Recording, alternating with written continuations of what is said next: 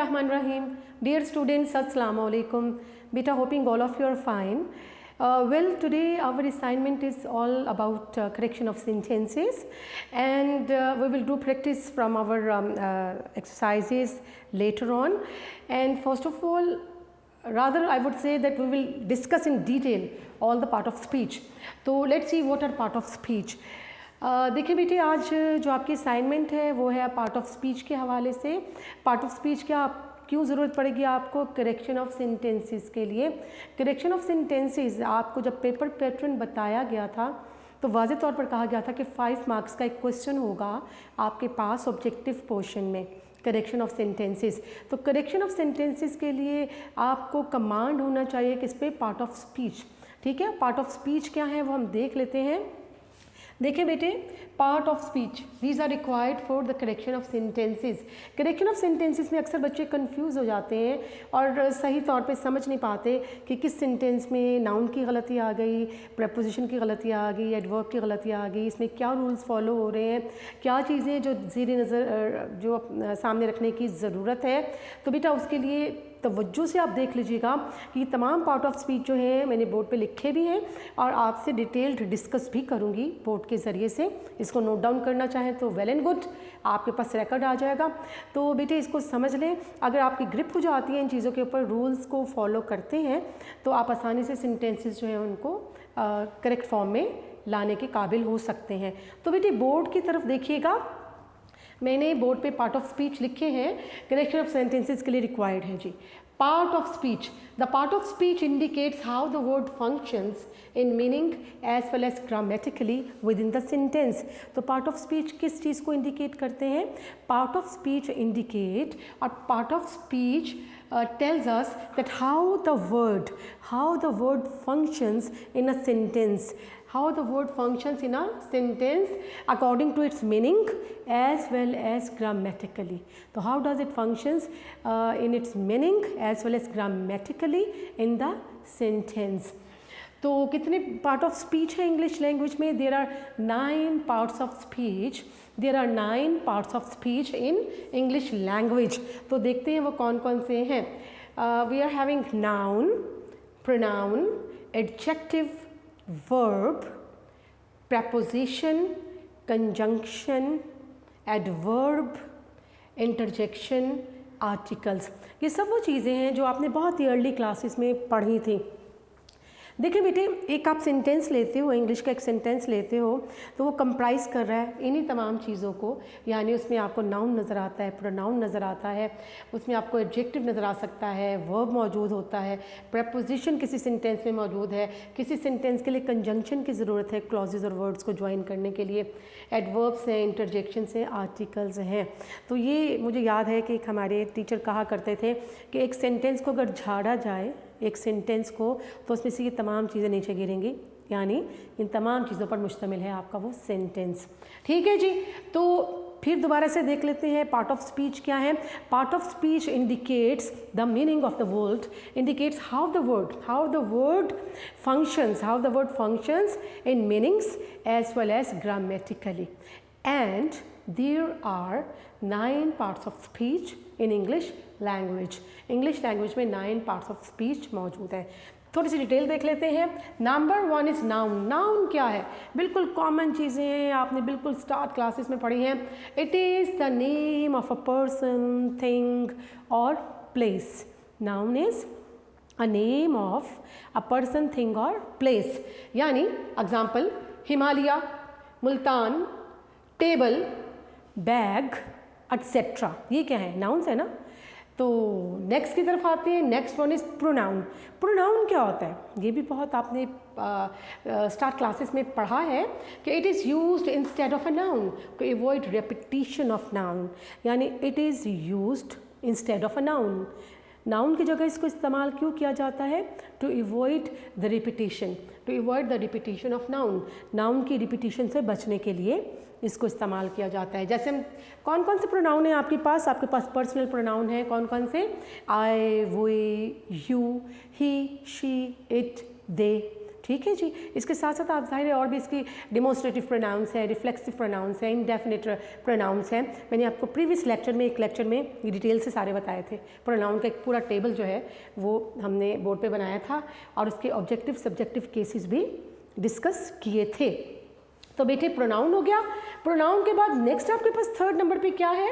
Adjective है। Adjective adjective क्या है? It is a word which qualifies और टेल्स अबाउट अ नाउन और प्रोनाउन। यानी it is a word which qualifies और टेल्स अबाउट अ नाउन और प्रोनाउन। नाउन या प्रोनाउन के बारे में ये हमें बताता है। एग्जाम्पल मैं कहती हूँ loud cry, weak performance. Loud क्या है? ये एडजेक्टिव है, लाउड क्राई, ठीक है। वीक परफॉर्मेंस, ये किसको इंडिकेट कर रहे हैं? ये नाउन या प्रोनाउन को इंडिकेट करते हैं एडजेक्टिव्स। तो आपके पास एग्जांपल्स क्या है? Loud cry, weak performance. और यहाँ पर वीक क्या है? वीक यहाँ पर प्रोनाउन, सॉरी वीक यहाँ पर एडजेक्टिव है, ठीक है जी। ये क्वालिफाई कर रहा है नाउन को। ये आपके पास नाउन की डेफिनेशन आ गई। नेक्स्ट देखते हैं एडजेक्टिव की डेफिनेशन आ गई। हमने पढ़ा नाउन, प्रोनाउन और एडजेक्टिव। अब नेक्स्ट आप क्या देखते हैं? वर्ब। वर्ब क्या है? बहुत ही कॉमन सी बात है कि it is a word which shows the action of a person और thing. It is a word which shows the action of a person और थिंग। एग्जाम्पल वर्ब हम कैसे वर्ब कहते हैं? Jump, play, decide, fly, eat, get, put. ये सारे क्या हैं? एक्शंस को शो करते हैं, वर्ब हैं। तो they show the action of a person, these are action words, basically these are action words, ठीक है जी। साथ साथ लिखना है तो आप इस पे बोर्ड को देखते जाइएगा। नेक्स्ट पे आ जाते हैं वर्ब के बाद प्रेपोजिशन क्या है। हमने प्रेपोजिशन का प्रीवियस लेक्चर्स में एक पूरा चैप्टर पढ़ा है, बहुत डिटेल से डिस्कस हुआ था प्रेपोजिशन के हवाले से। तो preposition it is a word which shows the relation of a noun और pronoun to another word। यानी it is a word which shows the relation of a noun or pronoun with other word। दूसरे words को कंजक्ट करने के लिए, उनको जोड़ने के लिए, उनका मफहूम क्लियर करने के लिए हम क्या इस्तेमाल करते हैं? हम इस्तेमाल करते हैं प्रेपोजिशंस। प्रेपोजिशंस किस तरह की होती हैं? मैंने एग्जांपल लिखी, on, in, at, up, down, ठीक है जी, बिसाइड्स, अनटिल। ये सारी क्या है? प्रेपोजिशंस हैं। ये हमने डिटेल में, बहुत डिटेल में इसका एक चैप्टर पढ़ा जी बेटे। नेक्स्ट प्रेपोजिशन के बाद हम किस चीज़ की तरफ आते हैं? नेक्स्ट है कंजंक्शन। कंजंक्शन क्या होता है? कंजंक्शन भी आपको मालूम ही है कि conjunction is a word, it is a word which connects two words, phrases और clauses. It is a word which conjuncts, which connects two words, two phrases और क्लॉजेस। फ्रेजेस, वर्ड्स या क्लॉजेस को कंजक्ट करता है कौन? Conjunction जो है। Conjunction words कौन कौन से होते हैं? एंड, और, बट, येट, सो, एटसेट्रा, ठीक है जी। सारे तो नहीं लिखे जा सकते, इसलिए कुछ जो है वो मैंने लिख दिए जो कंजक्ट कर रहे हैं दो क्लॉजेस को बेसिकली। तो ये कौन कौन से हैं? एंड, और, बट, येट, सो, एटसेट्रा जी। ये आपका हो गया कंजंक्शन। अब थोड़ा सा डिफाइन करते हैं एडवर्ब क्या है। Adverb it is a word which qualifies और tells about the action of the verb, the further action of the verb. यानी it qualifies and tells about verb, adjective और एडवर्ब और द एडवर्ब इटसेल्फ, ठीक है। Adverb जो होते हैं वो एक सेंटेंस में दो एडवर्ब्स भी हो सकते हैं। एडवर्ब ऑफ मैनर और एडवर्ब ऑफ प्लेस भी हो सकता है। एडवर्ब ऑफ मैनर और एडवर्ब ऑफ टाइम भी हो सकता है। तो इसलिए वो एडवर्ब को भी इटसेल्फ डिफाइन करता है। एडवर्ब क्या है कि इट एलेबोरेट्स और it tells us, it qualifies और tells us the further action, the meaning, और इट गिव्स और adds meaning to a verb. Verb के मीनिंग को ज़्यादा एलेबोरेट करता है, एक्सप्लेन करता है, ज़्यादा बेहतर तरीके से बयान कर देता है। जैसे इसके एग्जांपल क्या है? मैंने लिखा quickly, honestly, quite, TOO, impressively, etcetera, ठीक है जी। एडवर्ब्स हो गए। अब नेक्स्ट देखते हैं नंबर 9 पे कंजंक्शन तो हमने कर लिया, ये इंटरजेक्शन है। इंटरजेक्शन क्या है देखते हैं। इट इज़ अ वर्ड और sound which indicates human feelings or emotions, ऐसे words or sounds which indicates the human emotions, human passions, human emotions को, जज्बात को जाहिर करते हैं। जैसे फॉर एग्जाम्पल एक्सक्लेमेटरी साइन भी लेते हैं ये अपने साथ वर्ड्स, हुर्रा एक्सक्लेमेटरी साइन ये लेगा अपने साथ, एलास एक्सक्लेमेटरी साइन लेगा, what a lovely scene, what a lovely flower, ठीक है। तो ये एक्सक्लेमेटरी मार्क के साथ जो वर्ड्स हैं पर्टिकुलर इमोशंस को इंडिकेट करते हैं, एक्सप्लेन करते हैं, तो वो सारी क्या कहलाते हैं, इंटरजेक्शन कहलाते हैं। नंबर 9 पे आ जाएगा आर्टिकल्स हैं। आर्टिकल्स क्या है देखते हैं। These are the, a and an. ये कौन कौन से वर्ड हैं आर्टिकल, द, ए, अ या अ कह सकते हैं, एंड एन। तो the is definite and a and an are indefinite articles. The जो होता है चीज़ों को पर्टिकुलराइज करता है, मखसूस करता है, द आर्टिकल डेफिनेट आर्टिकल कहलाता है, और ए और एन, अ और एन जो हैं ये इनडेफिनिट आर्टिकल्स कहलाते हैं। अब थोड़ा सा इसको डिटेल में पढ़ेंगे जाके तो और चीज़ें वाज़ेह हो जाएंगी, और वो चीज़ें जहन में रखने की ज़रूरत है आपको। वो चीज़ें जो है बेटा आप जहन में रखें ताकि आपके पास जब करेक्शन के लिए सेंटेंसेस आते हैं तो आप उसको बआसानी उसमें ट्रेस आउट कर सकें कि ये जो पार्ट ऑफ स्पीच है इनके हवाले से जिक्र किया जाए, देखा जाए तो क्या क्या गलतियाँ जो है वो हमें वाज़ेह तौर पे नज़र आ रही हैं उस सेंटेंस में। हर सेंटेंस जो है उसमें अगर ये आप ये सारी चीज़ें डिटेल में अच्छी तरह से पढ़ लेते हो तो आप वाज़ेह तौर पर जान जाएंगे कि इसमें पिन पॉइंट कर सकेंगे कि इसमें गलती क्या हुई है। क्या सेंटेंस में नाउन की गलती है, वर्ब की गलती है, क्या सब्जेक्ट वर्ब अग्रीमेंट में है, या क्या कंजंक्शन की गलती हो गई, इंटरजेक्शन में कोई प्रॉब्लम आ गया है, या प्रेपोजिशन की गलती आ रही है, ये सब चीज़ें आपको पता चलेंगी। ठीक है जी। जी बेटे चलते हैं। ये तो आपने चीज़ें नोट कर ली। पार्ट ऑफ स्पीच जो है कौन कौन से पढ़े आपने, noun, pronoun, adjective, verb, preposition, conjunction, adverb, interjection and articles. जी बेटा इनसे फेमिलियरिटी बहुत ज़रूरी है करेक्शन ऑफ सेंटेंसेस के लिए। जी जनाब चलते हैं बेटे नेक्स्ट बोर्ड की जानिब। ठीक है बेटे, मज़ीद चीज़ें देखते हैं कि और क्या आपकी क्या चीज़ें आपकी नॉलेज में आती हैं। जी बेटे पार्ट ऑफ स्पीच के हवाले से बात क्या हो रही है, आपने पढ़ा, एक बोर्ड आपको तैयार करके दिया गया, आपने वो सब देखा और डिटेल उसकी अब जो है वो हम पढ़ेंगे। बेटे देखें जो पार्ट ऑफ स्पीच हैं, जो 9 पार्ट्स ऑफ स्पीच हैं, उन सब की जो पर्टिकुलर रूल्स हैं उन रूल्स को आप जहन में बिठा लें। जिस तरह मैथमेटिक्स के फार्मूलास होते हैं तो वो अगर आपके पास मौजूद हैं तो आपके पास कोई भी फिगर्स आते हैं, आप उसी फार्मूले को सामने रखते हुए क्वेश्चन सॉल्व करते हो। इसी तरह से कोई भी सेंटेंस आ जाए आप उस रूल को फॉलो करोगे तो आप आसानी से उसमें ट्रेस आउट कर लोगे उस एरर को जो मौजूद है। तो सबसे पहले हम कर रहे हैं, नाउन को पढ़ा था हमने, तो errors in the use of noun. हम क्या पढ़ेंगे, errors in the use of noun. कौन सी कॉमन चीज़ें ऐसी हैं जो नाउन्स के हवाले से हमें जहन में रखने की ज़रूरत है, वो कौन सी ऐसी कॉमन चीज़ें हैं। देखिए नंबर 1 मैंने ये लिखा, the following nouns are used in plural forms. अहम बात है, the following nouns are used in plural forms. कौन कौन से नाउन्स हैं जो कि प्लूरल फॉर्म्स में इस्तेमाल होते हैं। अगर हम उसको सिंगुलर फॉर्म करने की कोशिश करेंगे तो वो गलत हो जाएगा। देखें वो कौन कौन से मैंने लिखे, आर्म्स। आर्म्स क्या होता है, खैरात, चैरिटी, ठीक है। ALMS arms.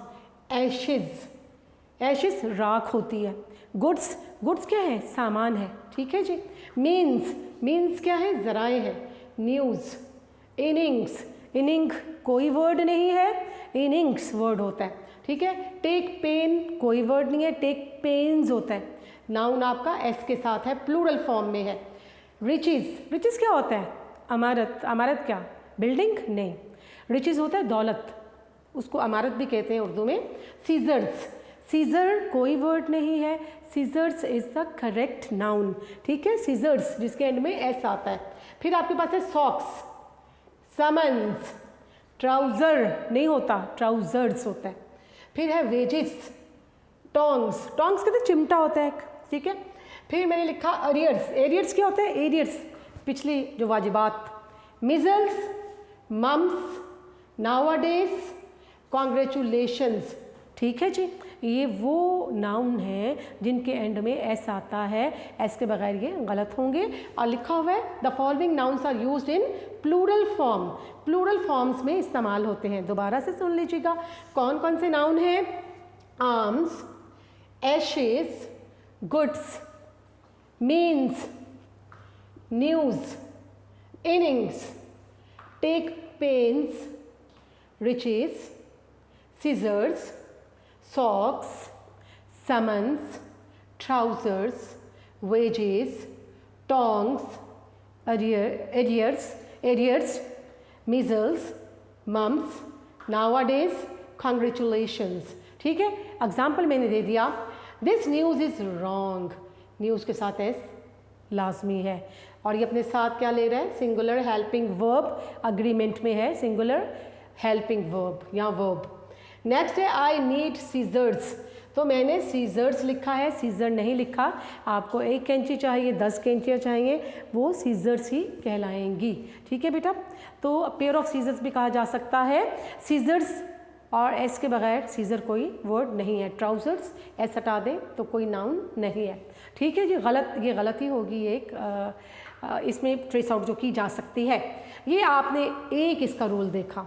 फिर number 2, nouns which are used in singular form, वो नाउन जो सिंगुलर फॉर्म में होते हैं उनका प्लूरल नहीं है, और बहुत ही कॉमन नाउन्स है और बहुत ही इंपॉर्टेंट नाउन है बेटा। अक्सर ये आपको इस तरह की स्टेटमेंट आ जाती हैं जिनमें ये वाले नाउन मौजूद होते हैं, जैसे है scenery, information, furniture, scenery, information, furniture, advice, news, machinery, poetry, stationery. ये वो नाउन है जिनका प्लूरल नहीं होता। सीनरी का प्लूरल सीनरीज नहीं है, पोइट्री का प्लूरल पोइट्रीज नहीं है, इंफॉर्मेशन का प्लूरल इंफॉर्मेशंस नहीं है। ठीक है जी, एडवाइस का प्लूरल एडवाइसेस नहीं है, वो वर्ब है एस वाला, ADVISE, उसमें एडवाइसेस आप कर सकते हो प्रेजेंट इंडेफिनिट टेंस में, लेकिन जो नाउन है ADVICE उसका प्लूरल नहीं है। तो याद रखना है इनके प्लूरल फॉर्म, ये सिंगुलर फॉर्म में इस्तेमाल होते हैं। Nouns which are used in singular form, तो इसके हमने ज़बरदस्ती प्लूरल नहीं बनाने। कौन कौन से हैं, scenery, information, furniture, advice, news, machinery, poetry, stationery, etcetera. Examples क्या है हमारे पास, एक एग्जाम्पल मैंने ले लिया। फर्नीचर भी याद रखिएगा, फर्नीचर्स लिखते हो, फर्नीचर्स नहीं लिखना बेटा, आप समर वकेशंस लिखते हो। समर वकेशंस जो है गलत इस्तेमाल है, वकेशन होता है समर वकेशन, हालांकि ढेर सारी छुट्टियां हैं लेकिन वकेशन का प्लूरल नहीं। ठीक है जी, ये कॉमन चीज़ें याद रखने वाली हैं। मैंने एग्जाम्पल दिए, the scenery of Murree hills is very beautiful, तो ये अपने साथ हेल्पिंग वर्ब सिंगुलर फॉर्म में, अग्रीमेंट में जो वर्ब है वो सिंगुलर फॉर्म में है हेल्पिंग वर्ब। तो सीनरीज ऑफ मरी हिल्स नहीं लिखना, सीनरी का प्लूरल नहीं है। मैंने क्या लिखा यहाँ पर, these are used in singular form. The scenery of Murree hills, और सीनरी जो है सिंगुलर फॉर्म में इस्तेमाल हो रहा है, तो ये हेल्पिंग वर्ब भी सिंगुलर, इज वर्थ सीइंग। इसी तरह से ही has received no information so far, अभी तक उसको कोई मालूमात नहीं मिली है। He has received no information so far, तो बेटे इसमें इन्फॉर्मेशंस कोई वर्ड नहीं है, ये नाउन है और इन्फॉर्मेशन का मतलब मालूमात ही होता है। ठीक है, और ये अपने साथ हेल्पिंग वर्ब कौन सा ले रहा है, सिंगुलर फॉर्म में। समझ गए, एक रूल ये आ गया। थर्ड नंबर पे आते हैं, ऑलवेज सिंगुलर। ये नाउन्स देखें, ये हमेशा सिंगुलर है, जैसे फिजिक्स, फिजिक नहीं है, ये फिजिक्स है, एस डाल के ये मुकम्मल वर्ड बनता है। फिजिक्स, मैथमेटिक्स, इकोनॉमिक्स, इकोनॉमिक्स के बाद ethics, innings, गैलोज, athletics, classic, etcetera. तो ये क्या है, ये मैंने एक रूल आपको यहाँ लिख के दिया, ऑलवेज सिंगुलर, ऑलवेज सिंगुलर। ठीक है, जैसे physics, mathematics, economics, ethics, innings, gallows, इसके बाद एथलेटिक्स, क्लासिक्स, एटसेट्रा। बेटी एग्जाम्पल मैंने लिखी, economics is a very interesting subject. Economics are नहीं लिखना, इकोनॉमिक्स जो है वो सिंगुलर फॉर्म में इस्तेमाल होता है, अपने साथ हेल्पिंग वर्ब सिंगुलर ले रहा है। Economics is a very interesting subject. फिर है, मैंने इनिंग्स एक नाउन ले लिया। The Indian team defeated the Australian by an innings, एक इनिंग्स है, लेकिन इनिंग कोई वर्ड नहीं है, इनिंग्स होता है, इनिंग्स होता है। जैसे मैथमेटिक्स होता है, एथिक्स होता है, और जिस तरह से फिज़िक्स होता है, इकोनॉमिक्स होता है, ये सारे वर्ड्स आपके साथ डिस्कस हो गए। तो the Indian team defeated the Australian by an innings, इसमें गलती आपको ट्रेस हो रही है कि अगर एस नहीं होगा तो इनिंग कोई नाउन नहीं है, इनिंग्स होता है। नेक्स्ट नंबर 4 पे आते हैं। वर्ड्स लाइक, ये देख लीजिएगा, words like dozen, score, pair, 100, 1000, million when preceded by a numeral. Numeral होता है नंबर। अगर किसी नंबर के साथ इन चीज़ों को इंडिकेट किया जाए तो कैसे सेंटेंस बनता है, यानी words like dozen, score, pair, 100, 1000, million when preceded by a numeral, एक नंबर के साथ। देखिए example, he bought 10 dozen oranges। Dozen जो है ये नंबर, इसमें क्या है, मैंने 10 डाल दिया, 10 डजन। इसके साथ जो नाउन आएगा वो प्लूरल फॉर्म में होगा, क्योंकि हमारा नंबर जो है वो तादाद में क्या है, ज़्यादा है, प्लूरल की तरफ जा रहा है। तो ही बॉट 10 डजन, डजन्स कोई वर्ड नहीं है, डजन्स नहीं है, यहाँ न्यूमेरल है, तो ये डजन के फौरन, ये 10 डजन के फ़ौरन बाद जो आपका नाउन आएगा वो किस में आएगा, प्लूरल फॉर्म में आएगा। तो I bought 10 dozen oranges.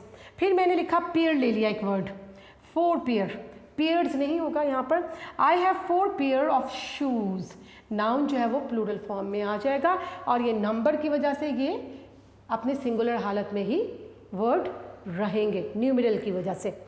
Next देखिएगा, नंबर 5 पे आते हैं। Nouns used only in plural form. मज़ीद देखते हैं कौन कौन से नाउन्स जो हैं वो अपने प्लूरल फॉर्म में इस्तेमाल होते हैं, जिनकी सिंगुलर नहीं है, इनका कोई सिंगुलर वर्ड नहीं है, ये होते ही प्लूरल फॉर्म में इस्तेमाल है।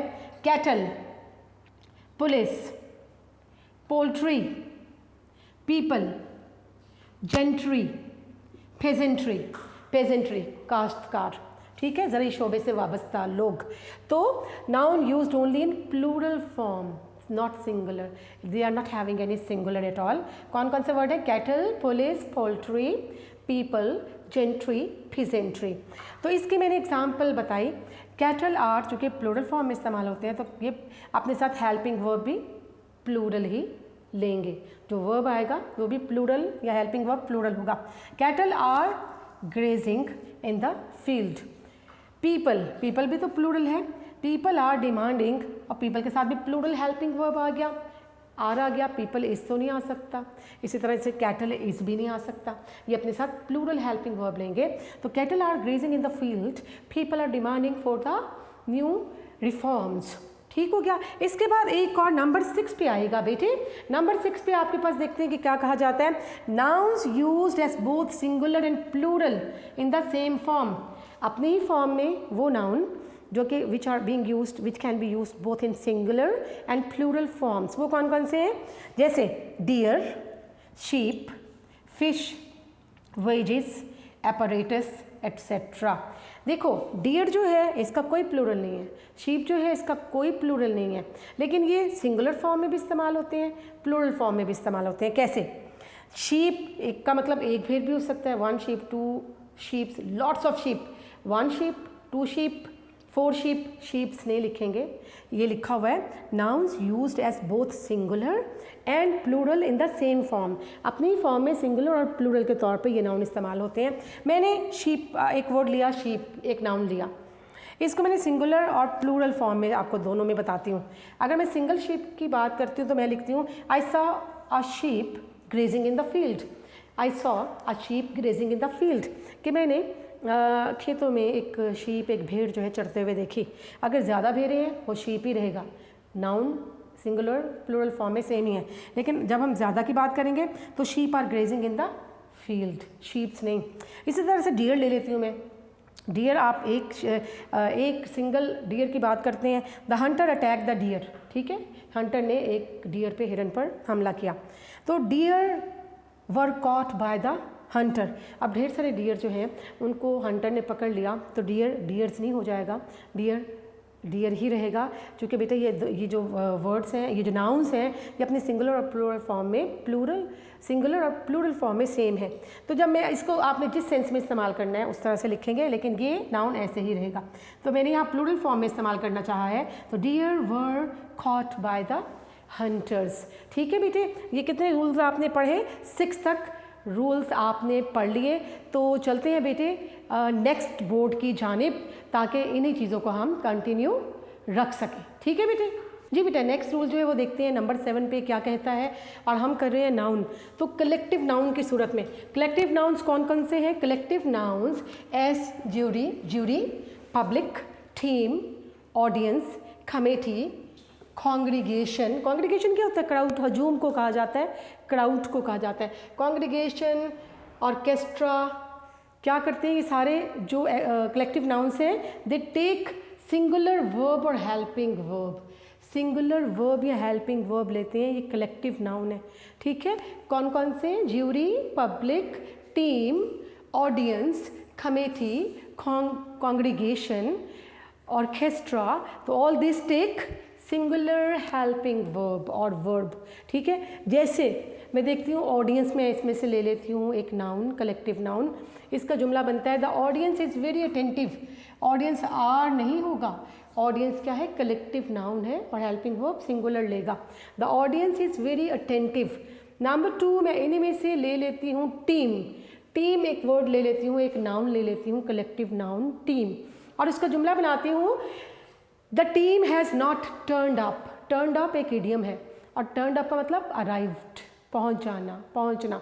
The team has not turned up, कि टीम अभी नहीं पहुँची है, टीम हैव नहीं होती है, टीम के साथ हेल्पिंग वर्ब सिंगुलर है। तो ये कलेक्टिव नाउन्स जो हैं ये याद रखिएगा, इनके साथ हेल्पिंग वर्ब सिंगुलर।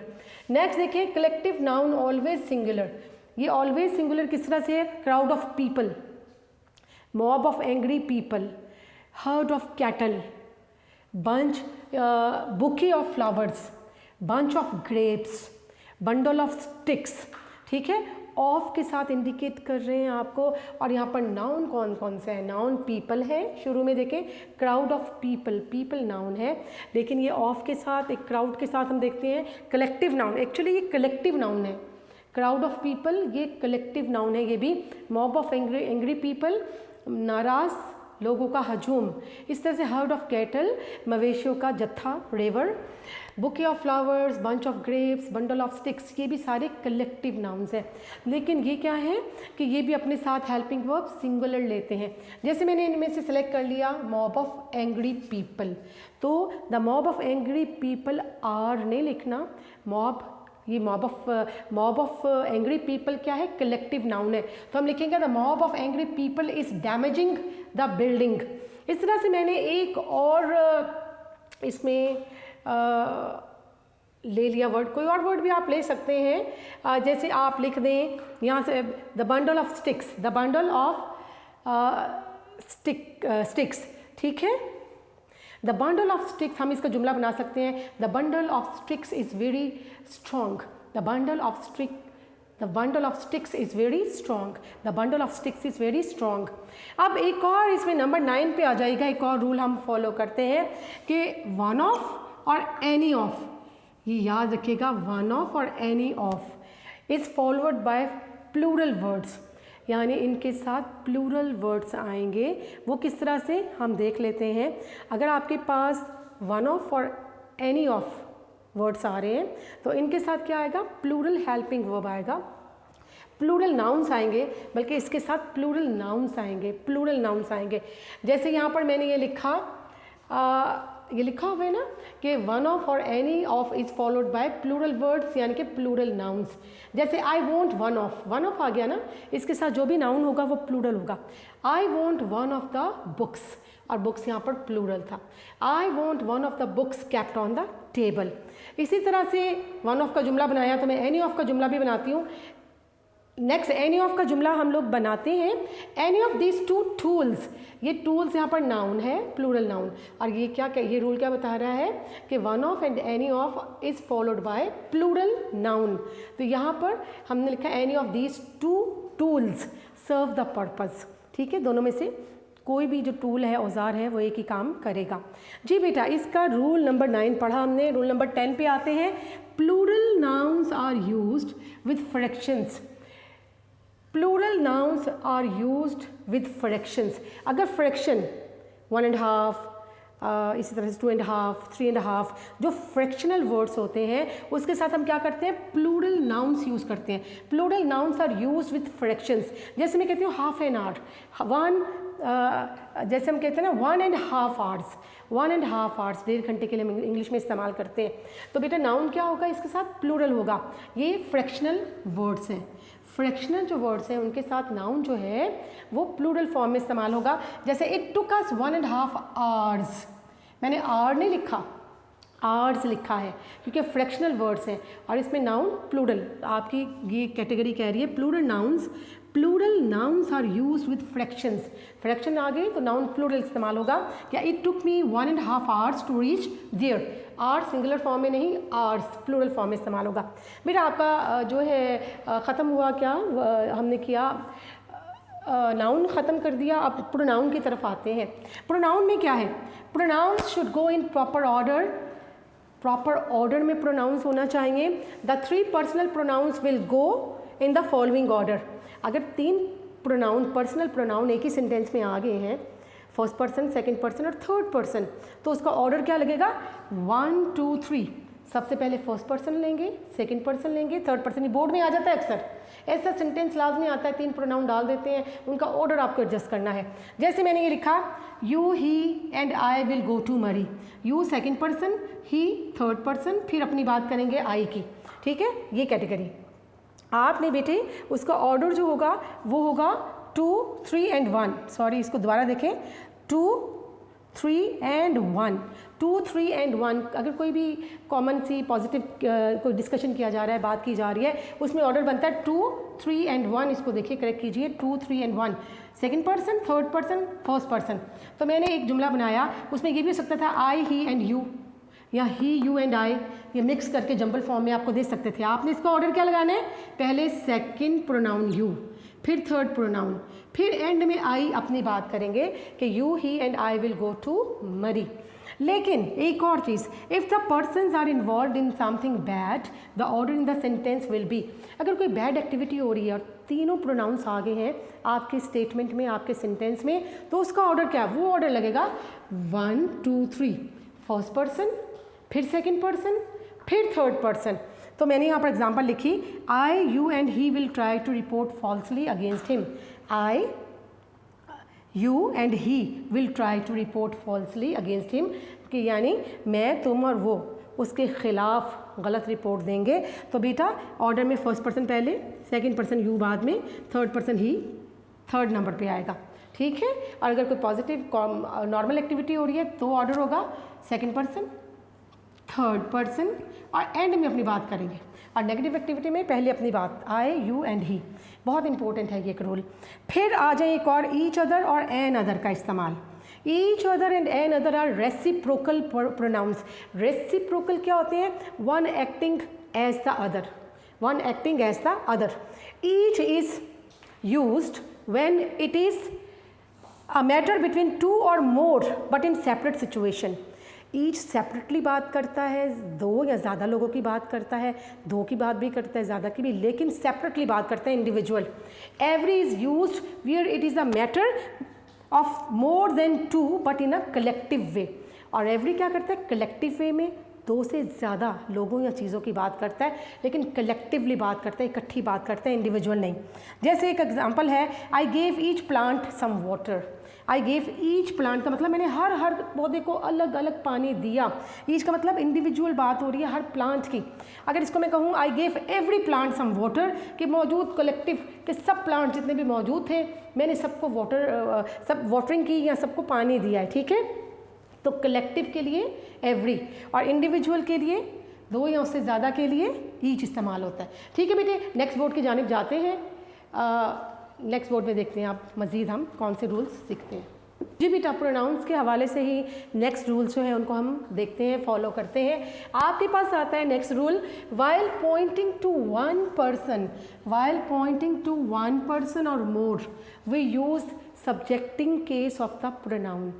प्रोनाउन का सब्जेक्टिव केस होता है, ऑब्जेक्टिव केस होता है। ये मैंने आपको बताया था एक लेक्चर में तफसीलन। तो बेटे, जब हम किसी को पॉइंट कर रहे हैं, पॉइंट करते हुए वन पर्सन और मोर, तो वी यूज़ सब्जेक्टिव केस। याद रखना है, प्रोनाउन का सब्जेक्टिव केस इस्तेमाल होता है। वो कैसे? सपोज आपके पास एक जुमला आ गया, इट इज़ हर, ये उसका है, ठीक है। इट इज़ ये नहीं, बल्कि आप इंडिकेट कर रहे हो, पॉइंट कर रहे हो, इट इज़ हर, यानी ये वो खातून है, ये वो खातून है, इट इज़ हर। तो बेटे आप देखें, ये तो ऑब्जेक्टिव केस हो गया, किसका? शी का। और हमें पॉइंट करते हुए किसी को पॉइंट करना है, तो हमने कौन सा केस प्रोनाउन का यूज़ करना है? लिखा हुआ है सब्जेक्टिव केस। तो हर की जगह शी आ जाएगा, इट इज़ हर नहीं, इट इज़ शी, ये वो खातून है, ठीक है जी। जैसे मैं कहती हूँ इट इज़ अस जो है ये वी का ऑब्जेक्टिव केस है, वी का ऑब्जेक्टिव केस अस है। और हमें क्या करना है? हम पॉइंट आउट कर रहे हैं, किसी को पॉइंट आउट कर रहे हैं, तो प्रोनाउन का कौन सा केस आएगा? Subjective case. तो अस का सब्जेक्टिव केस क्या बना? वी। तो ये इनकरेक्ट था, और करेक्ट क्या है? इट इज़ वी, ठीक है जी। तो प्रोनाउन का हमने कौन सा केस लिखा? हमने लिखा सब्जेक्टिव केस। एक और रूल देखते हैं नेक्स्ट वाला, ये नंबर 6 वाला है, ये नंबर 5 था जी। What and how exclamatory pronouns है, याद रखिएगा। What and how exclamatory pronouns के तौर पर भी इस्तेमाल होते हैं, are use for the expression of emotions. जैसे हम कहते हैं what a lovely flower it is, exclamatory mark आ गया। तो व्हाट और हाउ जो है ये हम किस तरह से करते हैं यूज़, इसको हम एक्सक्लामेटरी प्रोनाउंस के तौर पे भी यूज़ करते हैं। जैसे how high the tower is, ये व्हाट, व्हेन, वेयर, ये सारे क्या हैं? ये इंट्रोगेटिव प्रोनाउंस भी हैं, इनसे इंट्रोगेटिव स्टेटमेंट भी शुरू होती है। और मैंने आपको बताया था ये जो आपके वर्ड हैं हु, होम, विच, होम, ये इनसे दो क्लॉजेस को जब कंजक्ट किया जाता है तो वो क्लॉज बन जाती है एडजेक्टिव क्लॉज। और ये जो वर्ड कंजक्ट कर रहे हैं हु, हुज, होम, विच, ठीक है, ये सारे डैट, ये जो वर्ड्स हैं ये जो कंजक्ट कर रहे हैं ये क्या कहलाएंगे? रिलेटिव प्रोनाउंस कहलाएंगे। तो यहाँ पर हमें बताया गया है कि व्हाट और हाउ जो है एक्सक्लामेटरी प्रोनाउन के तौर पर भी यूज़ होते हैं। एक और रूल देखें, while comparing two person the pronoun used later will be the same as the subject. बड़ा इंपॉर्टेंट है ये कि जब हम कंपेयर कर रहे हैं, कंपैरिजन कर रहे हैं टू पर्सन्स का, वाइल कंपेयरिंग टू पर्सन्स को कंपेयर कर रहे हैं, दो प्रोनाउन इस्तेमाल हो रहे हैं कंपैरिजन के लिए, तो द प्रोनाउन यूज्ड लेटर, जो बाद वाला प्रोनाउन, एंड वाला प्रोनाउन होगा वो क्या होगा? Will be the same as the subject, वो सब्जेक्ट की तरह से ही होगा, वही सेम होगा जैसा सब्जेक्ट है।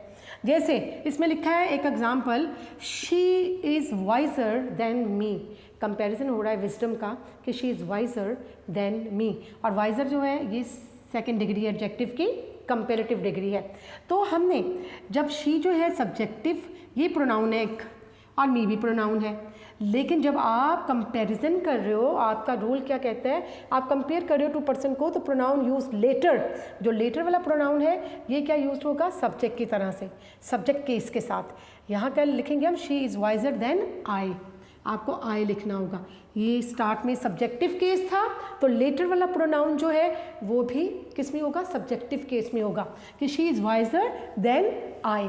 इसी तरह से एक और एग्जांपल हम लेते हैं कि साबर इज़ एबलर देन अस, साबर इज़ एबलर देन अस, ये भी कंपेरेटिव डिग्री है, देन के साथ कंपेयर किया जा रहा है किसको? साबर को अपनी एबिलिटी के साथ, अपनी ज़्यादा लोगों की, कि साबर इज़ एबलर देन अस, कि हमसे साबर ज़्यादा ज़हीन है। तो बेटे यहाँ जो कंपेरिजन कर रहे हैं सेकंड कंपेरेटिव डिग्री के साथ, तो यहाँ पर ही है ना, साबर बेसिकली ही प्रोनाउन है ना, तो जो एंड वाला प्रोनाउन है वो ऑटोमेटिकली वो भी अपने सब्जेक्टिव केस में आ जाएगा। अस ऑब्जेक्टिव केस है और इसका सब्जेक्टिव केस क्या होगा? Than we. तो यहाँ पर हमने लिखा करेक्ट वाला कि साबर इज़ एबलर देन वी। इस तरह के सेंटेंस आपको बोर्ड में आ जाया करते हैं। तो इन रूल्स को अगर फॉलो करेंगे आप तो आप जो है आसानी से चीज़ों का सोल्यूशन जो है वो दे सकेंगे।